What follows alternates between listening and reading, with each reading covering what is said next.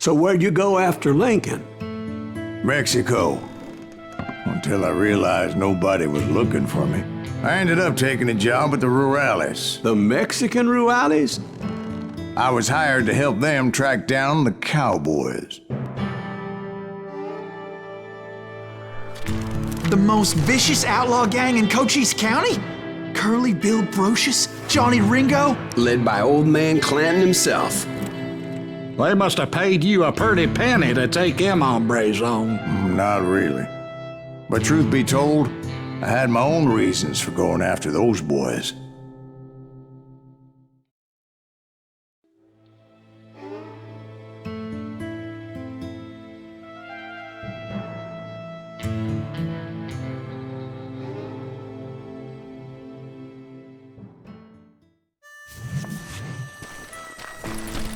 So was the bastard you were after now riding with the cowboys? Roscoe Bob Bryant was his name. Oh. But no, this time it was a different bastard I was after. The aforementioned Mr. Ringo. I came upon them robbing a stagecoach, which wasn't surprising, being they were such murderous thieves and bastards. The bandits wore red scarves, so I knew they worked for the old man. Over there! There! I did my best to help those poor bastards.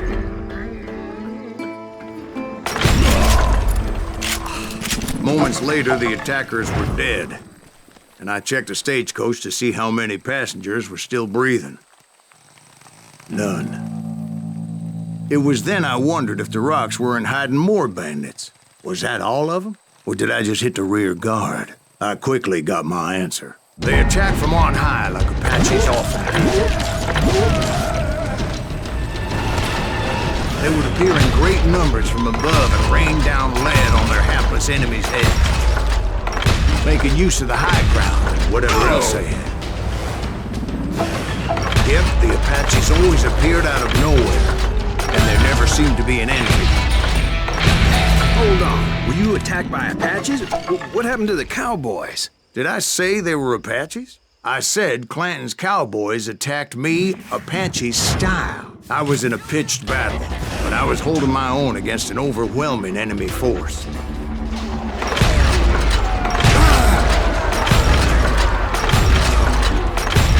See, at the time, I was still pretty green, but often blunder into regrettable situations.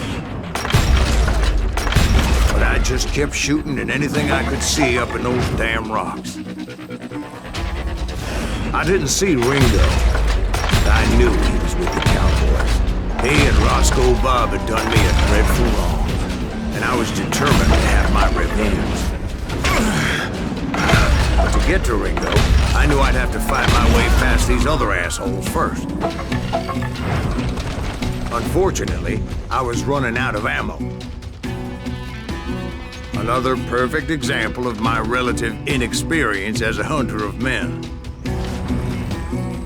I immediately knew that a tactical retreat was called for, as my vengeful fury was much less impressive without the bullets to back it up.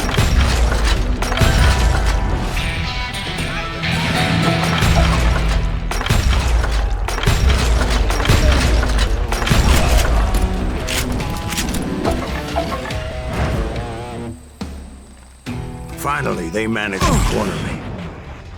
Trapped as I was, the odds of my survival seemed pretty slim.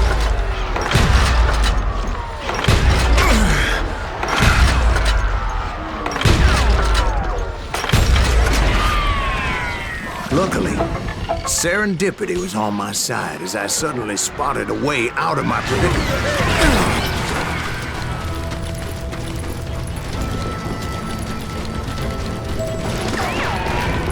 I ran ahead as if the devil himself was after me.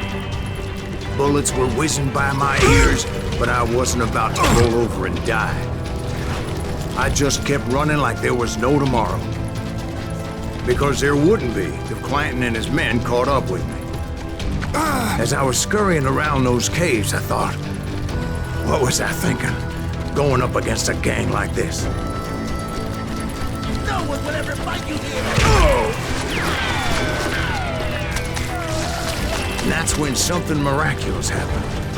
Like manna from heaven, I found the desiccated remains of what looked like an Apache warrior.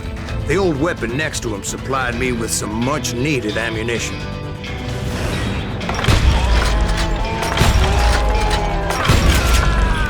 Bat Masterson once told me it was more important to be lucky than good, and he would know.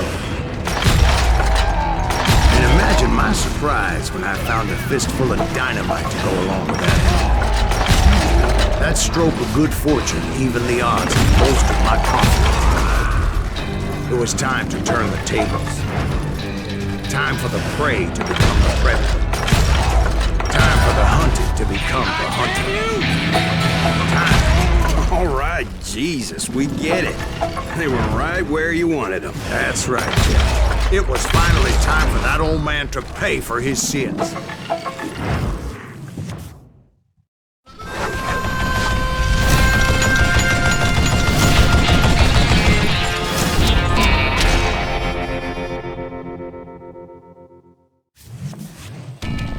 I yelled out at the top of my lungs, "Clanton, I'm coming for you!"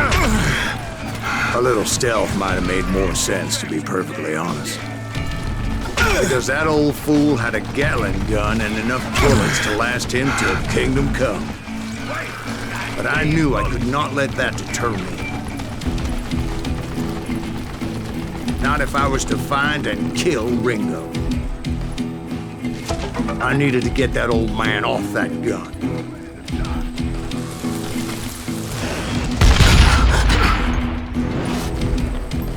Let's see if that trick is...